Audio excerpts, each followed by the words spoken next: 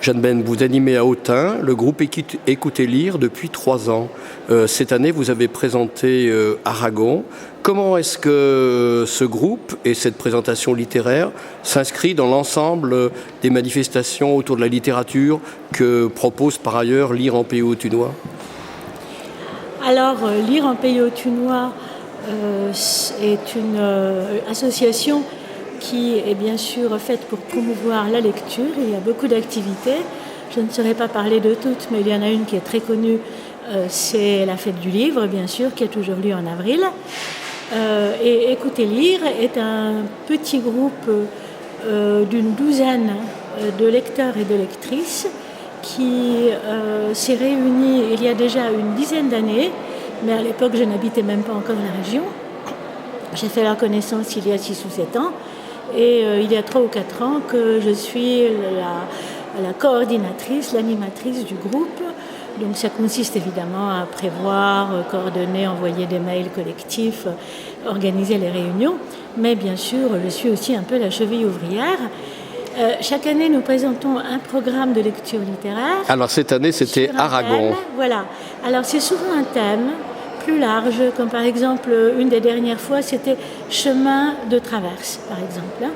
Donc c'était des auteurs du 19e, 20e, 21e siècle et toutes sortes de textes. Finalement, cette année, ça a été à la fois plus difficile et plus facile, parce que nous avons choisi un écrivain. Je crois que le groupe l'avait déjà fait au moins une fois pour Rimbaud, il y a déjà un certain nombre d'années. Donc moi, j'ai dit Aragon. J'ai proposé Aragon parce que Aragon, c'est un peu le Victor Hugo du XXe siècle. Qu'est-ce qui vous séduit dans Aragon, justement ? Précisément, c'est qu'il a su vraiment exprimer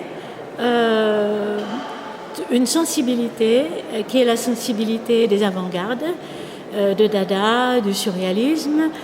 Puis aussi, il a été bien sûr engagé politiquement. Il a été déjà engagé politiquement dès les années 1930. Les gens connaissent généralement son engagement dans la résistance, donc la première moitié des années 40. Mais Aragon a toujours été engagé, avec ce que cela peut représenter d'ailleurs de choses pénibles à se remémorer aujourd'hui, car il a été quelquefois passablement stalinien. Mais on peut chez Aragon presque dissocier cet aspect de message politique et puis son art, son écriture, parce qu'il n'a jamais oublié ses origines surréalistes, il n'a jamais oublié comment il écrivait dans les années 1920, et il est un véritable virtuose de l'écriture. C'est un de ces écrivains qui transportent continuellement avec eux un carnet. Dans les années 20 et 30, il n'écrivait que dans du temps qu'il arrachait à son travail alimentaire. Donc dès qu'il était dans un café, il lisait « Garçon, du papier, de l'encre ». C'est comme ça que ça se passait à la Coupole ou au Dôme à l'époque. On lui apportait ça et il écrivait. Il a écrit les cloches de Bâle de cette façon, par exemple. Est-ce que Aragon garde une actualité aujourd'hui ?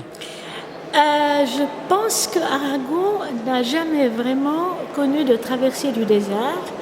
Tout de suite après sa mort, ça a continué. Il a été édité dans la Pléiade.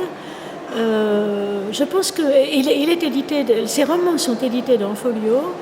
Ses poèmes sont souvent édités dans des éditions de poche aussi comme Poésie Gallimard, qui se vendent très bien. Donc j'ai l'impression que Aragon reste d'actualité. Mais moi, personnellement, ce qui m'attache surtout à lui, c'est vraiment son écriture, son style, une espèce d'adéquation entre l'image poétique, le sentiment vécu et